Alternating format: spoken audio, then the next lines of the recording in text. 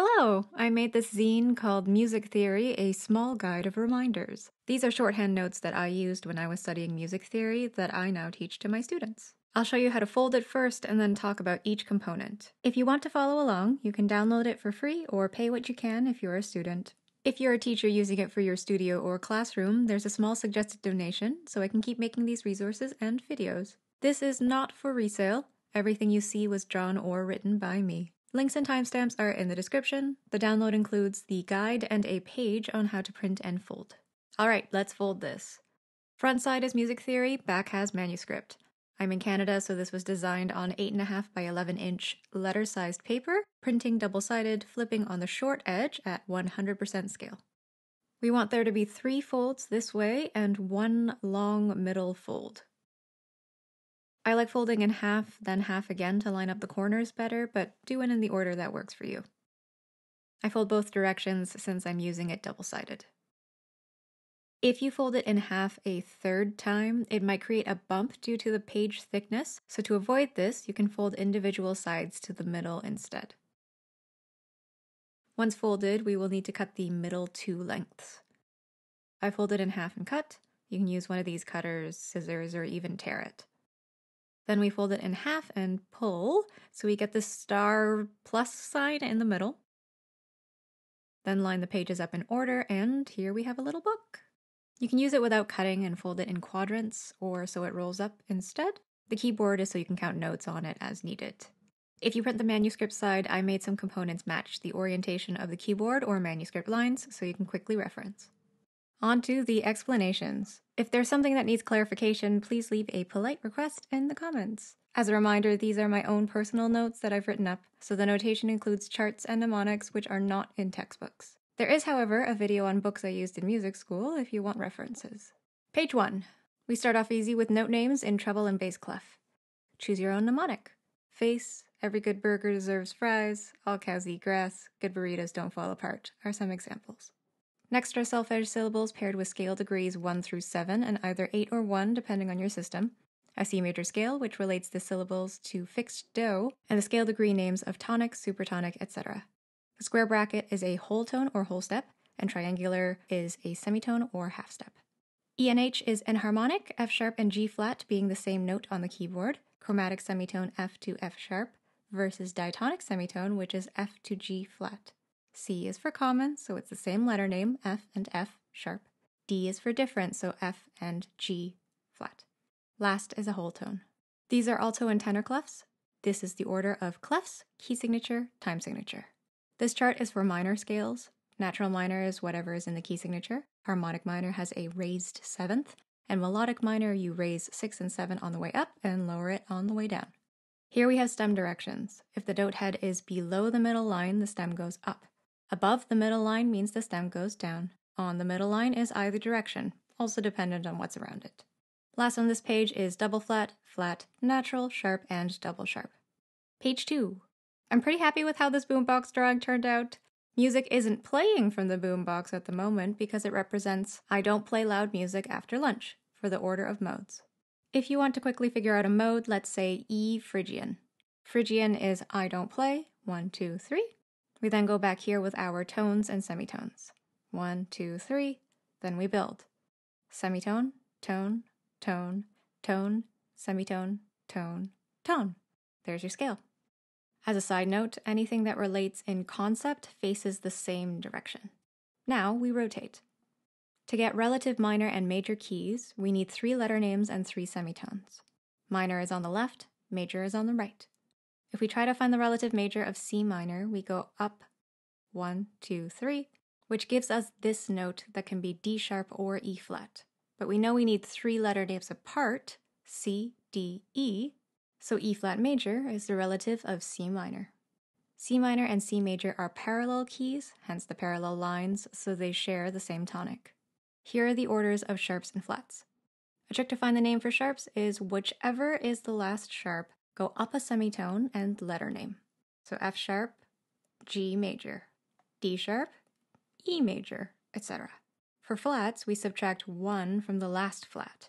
So if A flat is the last flat, we are in the key of E flat major. This chart gives you the order as well. For sharps, use the top 2 rows and go right. For flats, use the bottom 2 rows and go left. This is cumulative, so if you want the key signature for B major, it's F, C, G, D, and A sharps. For the key of A flat major, we go the opposite direction. B, E, A, and D flat. Page 3. Top row is root quality and bottom is functional chord symbols with the Roman numerals. First 3 are C major triads in root, first and second inversion, then dominant 7th with the respective inversions. These small numbers are abbreviations of what you see beneath. I'm working on a video with worksheets that will discuss triads and 7th chords with these numbers in detail, so please check back once it's posted. Next row is diminished, minor, major, and augmented triads and how they're built using stacked thirds.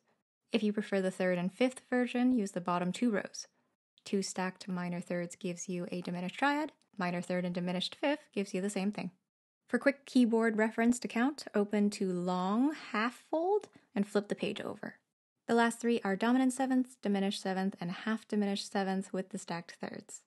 Last row is minor minor 7th, which is a minor triad with a minor 7th on the outside. Major major 7th is a major triad with a major 7th on the outside. Quartal chord 4ths, quintal chord 5ths. Finally, the augmented 6th chords built on flat 6, Italian, French, and German. They all have major thirds and augmented 6th. The middle interval is the difference. Page 4. Major, natural minor, harmonic minor. These are the chord qualities if you build triads using notes within the respective scale. Cadences. Authentic cadence is 5-1. Perfect authentic ends with 1 in the soprano, whereas imperfect authentic ends with 3 or 5 in the soprano. Half cadence goes to 5. Plagal cadence is 4-1. Deceptive is 5-6. These are quick resolutions to avoid fifths and octaves. 4 going to 5, bass goes up, the other voices fall. 5-6, bass and leading note go up, the other voices fall. And we rotate. Intervals. Minor 3rd and major 6th are inversions. These add up to 9. For compound intervals, they add up to 16. The opposite of perfect is perfect, opposite of minor is major, and diminished is augmented. This is the symbol of a double sharp, but I use it to mean augmented. 2, 3, 6, 7 are minor and major intervals. 1, 4, 5, 8 are perfect. To make an interval bigger or smaller, find the number, then these go by semitone. To go from, say, a diminished second to an augmented second, we need to expand by 1, 2, 3 semitones. Last chart is intervals by semitones. If you print double-sided, fold the keyboard up for quick reference. Your starting note is 0 because that's a perfect unison. Let's try a perfect fifth above B. Perfect fifth is 7. B is 0. 1, 2, 3, 4, 5, 6, 7, which ends up with this key that could be F sharp or G flat. We're looking for a fifth, which means 5 letter names. When counting letter names, the first note is 1. B is 1, C, 2, D, 3, E, 4, F, 5. Our answer is F sharp. Page 5. These are vocal ranges for soprano, alto, tenor, bass. The tiny written-in notes are extended ranges depending on the textbook. Check for the range for your exam. Beneath is keyboard style 3+1 versus chorale style 2+2. Then we have the tierce de Picardie, major chord at the end of a minor section or piece. In the box, we have elements of a fugue, subject, answer, whether it's real or tonal, countersubject, codetta or link, redundant entry, episode, counterexposition, invertible counterpoint, stretto, and inversion. Next box is sonata, exposition, development, recapitulation, and coda. There are also themes, bridge transition, retransition, dominant preparation, and false recapitulation.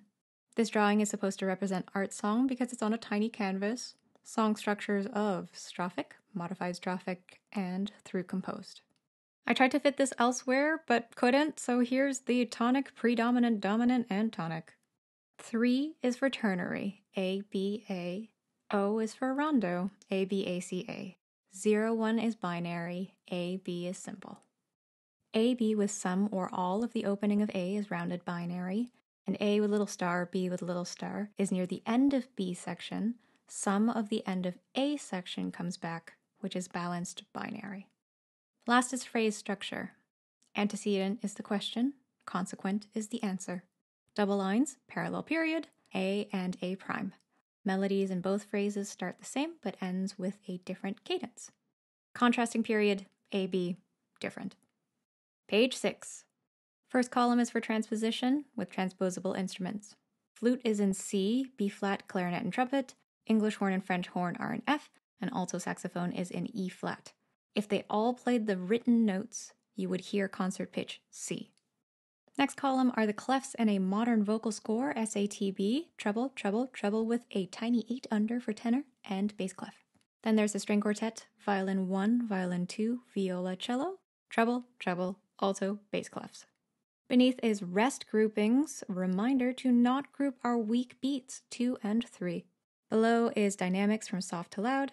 On the left are non-chord tones, passing note, neighbor tone, appoggiatura, suspension, échappé, anticipation, incomplete neighbor, changing tones, double neighbor tone, accented passing, or accented neighbor tones.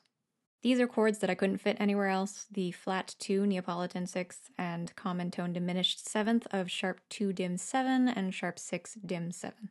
Last is a box of things to check. Did you raise the 7th in a minor key? Are there parallel fifths and octaves to get rid of? Check to avoid double leading notes depending on context and check for resolutions. Check rests, do your music math to fill in the measure.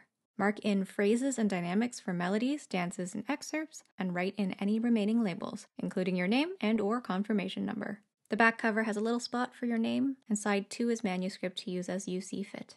And that's it! If you found this useful, please share this video to help others discover this tiny guide too. For more ways to support this channel, I have 2 albums currently available to buy or stream. There are also PDFs in my shop and links to other ways to support in the description. As always, thanks for watching and happy music making!